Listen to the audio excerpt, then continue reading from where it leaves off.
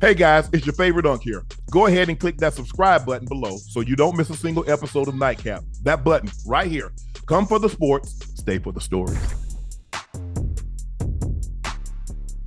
Ocho, the Cowboys handled the Browns on the road, but again, the story happened before the game. In the wee hours of the morning, Dak got paid. Hey, and it wasn't even Friday night, like Johnny Kemp said. Dak got paid. So, I guess it was Saturday night, early Sunday morning. 4 years, $240 million, $231 million guaranteed, $60 million per year. He's the first $60 million player in NFL history, the highest paid player in NFL history, the highest paid QB based on annual year basis. Dak, $60 million, Joe Burrow, 55, Jordan Love, 55, Trevor Lawrence, 55. Tua is at 53.1. Jerry Goff is at 53. Justin Herbert is at 52.5. Lamar Jackson is at 52. Jalen Hurts at 51. But Dak Prescott became the first $60 million man. I don't know if you remember the old TV show, The $6 Million Man, but now the NFL has a $60 million man. And he goes by the name of Dakota Rain Prescott, a.k.a. Dak for short. Ocho, that was the story before the game. But boy, on the field, the Cowboys handle business. Well, they look good. They look good now. Hey, listen, they look very good.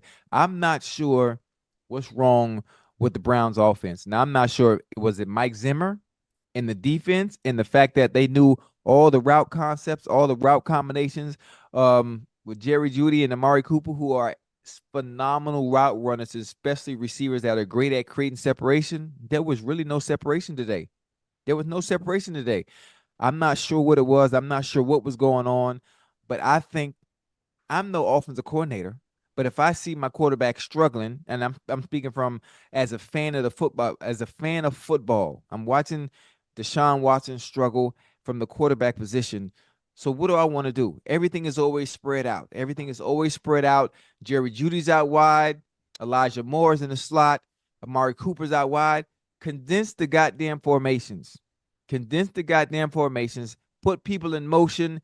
Allow them to what do you call it when you put bunch formation? You condense the formations. Allow your quarterback to get in rhythm with quick throws. Oh, you want them to max protect some too? Stop doing all that scat protection. Yeah. So and get your quarterback in rhythm.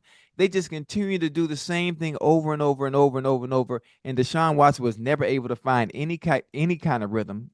Not getting in sync with his receivers. They weren't able to string long, consistent drives together. Running the ball, they were okay. I'm not sure how many yards Ford had running the ball. Ford was 12 for 44. They had 19 rushes, 93 yards. That's not enough. That's not enough. But they got the passing game. I don't like the fact that Joe Flacco was able to come in last year and the offense looked completely different. It looked completely different. I don't know if they were calling a different play for Joe Flacco or what the hell was going on, but Deshaun Watson should not look the way he looked today. It shouldn't. It just shouldn't look like that. Deshaun hadn't played a lot of football in 3 years. Let's start with that. But Ocho, that offense, you're not going to win a game. You're not going to win. Let me say you're not going to win a game. You're not going to win many games when you start first and 15. You're second and 15. You're third and 15. How many times did they get illegal formation on the right tackle? How many times did they get a holding on the right tackle? The dude, it should be a crime to be that big and that sorry. Hold on. That's their backup? No, that's a backup right tackle? That's the backup. Okay. But you got to do a better job than that, Ocho. Yeah. Because guess what? He going to back his ass up to that pay window on Monday or Tuesday. Oh, to collect that check? Yeah, exactly. See? You know exactly what I was talking about. Yeah. Ocho, you can't have that. And I'm not saying Deshaun didn't look good. Deshaun hasn't looked good. And I don't know, Ocho, and as we go along, and like I said, I like to see him get his big guys back and to see what he is. But as time goes along, I'm starting to become less and less sure that we'll ever see the Deshaun Watson we once saw.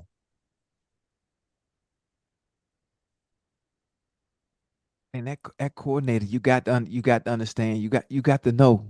You got to know your team's strengths and weaknesses. If you know your right tackle, if you know there's a weakness there, put somebody over there and chip Micah, crazy ass, coming off the edge all crazy, doing what he's doing. Shorten down the offensive plays. Short intermediate routes. Everything is drop back 5 yards, play action, 7-step drops. Why are you doing that when you know you have a weakness on the offensive line? Slant routes, quick out routes. Get your team in rhythm. Get your quarterback some confidence. Allow him to complete a string of passes to get him in rhythm, to get a little confidence. It looked like his confidence shot. Look at his mannerism getting up after getting sacked. Look at his mannerism getting up after getting hit. Deep balls. He meant Amari, you got to help your quarterback out too on the deep ball he dropped. Even though you weren't winning the game, just to get the team morale going a little bit, just to give your quarterback some confidence. You can't drop that deep ball, big bro. Yeah. You can't. You're right. I think that Ocho, if you look at the game early, you see the jump that Carson 21 got on those balls. He know that ball got to come out quick. Zim had already told him they can't block us. We jumping everything early. You might sit right on it. Sit right on it. He jumping things. I'm like, bro. I said, y'all got to double move him to get him up out there. But they know you can't double move because y'all got 2 rookies. Y'all got 2 backups playing tackle. Y'all better not. When you double move, when Deshaun does this, Michael gonna hit him in his back. He gonna do that every time. Or D-Law go hit him in his mug. So the Cowboys play defensively.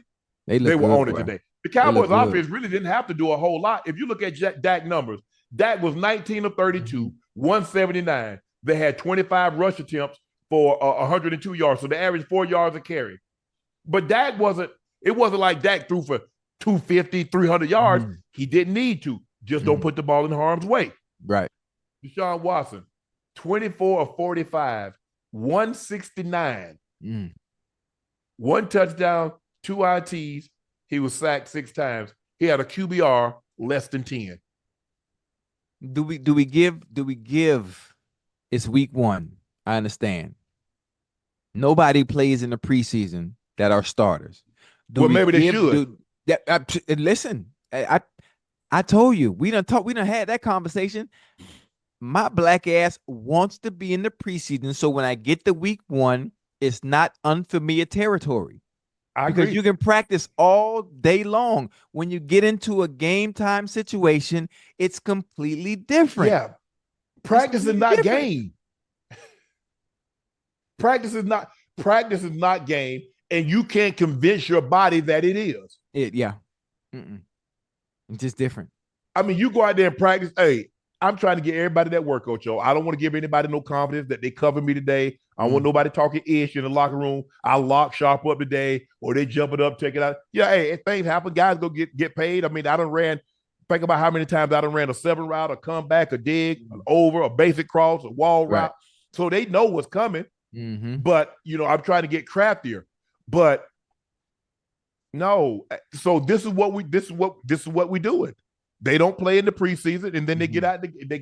We jump out the gate, and we lose it. If you want to get out the gate faster, play some in the preseason. Yeah. Do we extend any type of grace to Deshaun because of the tackles being missing on the left and the right side? And it doesn't make it any better that you're playing against goddamn Micah Parsons and brother Gregory. That doesn't make it any easier. You're playing against Zim defense. But Ocho, you said it last year when he had the guys. Joe Flacco. He didn't look like Joe Flacco did, and he had the starting tackles in there. That's what you just said. Yeah. I don't understand it because he was playing. He hurt his shoulder.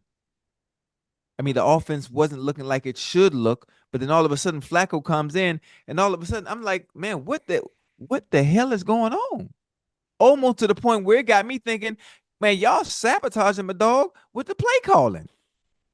I'm just saying that's what it looked like. I'm not saying that's what they were doing, but how did Joe Flacco come in, boom, and what Flacco went on a 4 or 5 week run? Yeah, just aerial assault. They need what the hell?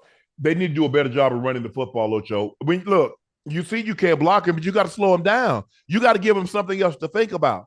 Yeah. Dropping back and doing, like you said, scat protection when you got 5 men out and you know your two tackles can't hold up, you're inviting trouble. Yeah. You got to run the football. Maybe you button that thing down and says, okay, we're going to try to run the football. And then, maybe we just go 2-man route off of that, off a run action. But this game plan today, now I get it. You know, you don't have Chubb. Chubb is the focal point of that offense. Everything is built around Chubb being able to run the football, and now we play action offense. Well, it's hard to play action when you not able to run the you ball. Ain't doing a whole lot. Where you going? Who you fooling? Why am I coming down? Y'all not finna get back to me anyway. So I'm just gonna stay right here. They're gonna clean all that up. The front self gonna take care of all that. The Browns didn't look. Ocho, I agree, it's week 1. But the Browns really haven't looked good with Deshaun Watson in there. The best they look is when they came back and beat last year. They beat the Ravens. That was the best Deshaun's look. That was a good game. That was the best he's looked. But as the games go by, Ocho, we can't keep using. Well, you know, he only played 13 games in this many years. We know at some point. Guess what? Because in those 3 years, he was still collecting a check. Yeah. So let's see what happens when the tackles come back. But they're gonna have to pick this thing up. Guess what? What can Pittsburgh do? You think Dallas got after you? Did you see what Pittsburgh did? That like Kirk Cousins? Boy, that goddamn TJ Watt. Well, he a hellraiser. Hey, and you got the Ravens in that division. You know they're gonna attack you. That's a division game. Ain't no love lost because the old Ravens used to be the old Browns. Used to be the Browns. But the Cleveland got to figure this thing out. Yeah, and Njoku gets hurt. What happened? It looked like he tweaked his ankle. Oh, his ankle. Okay. Yeah, he got drugged out. You know that drop tackle. He didn't drop, but he drugged. You know, and his ankle got pinned up under. So, but the Cowboys, Dak Prescott, the highest paid player in NFL history, the first quarterback to make $60 million annually. He threw for 156 yards in the first half, only had 23 yards in the second half with a touchdown, but the defense was dominant. Eric Kendrick, who came on our show, had a pick and a safety and a sack. He had a sack too. Yeah. And then Cavante Turpentine, he had a punt return for a touchdown in the third quarter that really broke the ball game open. And after that, but even before that touchdown, you never got the indication that Cleveland was a serious threat to the Cowboys today anyway.